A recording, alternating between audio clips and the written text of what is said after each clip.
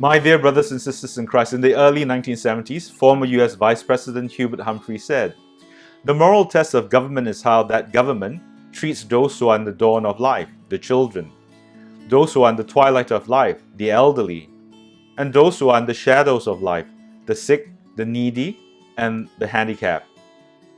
And if governmental actions and policies reflect the general will of the people, then what Humphrey had said can be extended to society on a whole.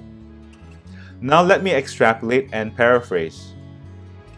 The values of society is reflected in how we treat those who are in the dawn of life, the children, those who are in the twilight of life, the old and elderly, and those who are in the shadows of life, the sick, the needy, the handicapped, and those whom we have marginalized. Sadly, the question of caring for those who are weak and needy has been around for a very long time, and still we are seeking answers. In today's gospel reading, Jesus says, "Anyone who welcomes a little child like this in my name welcomes me.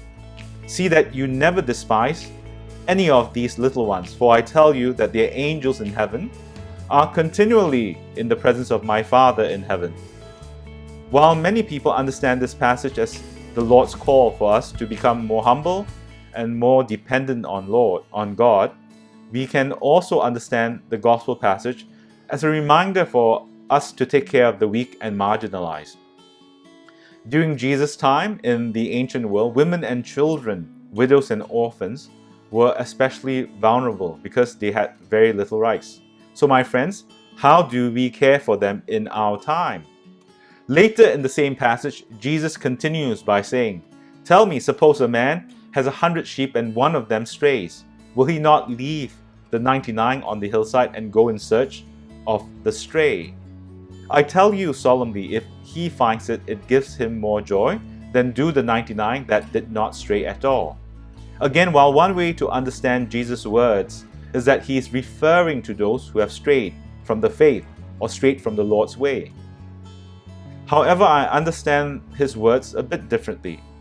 To me, they seem to be instructions to all of us to seek out those whom we have neglected and help them and bring them back to the fold.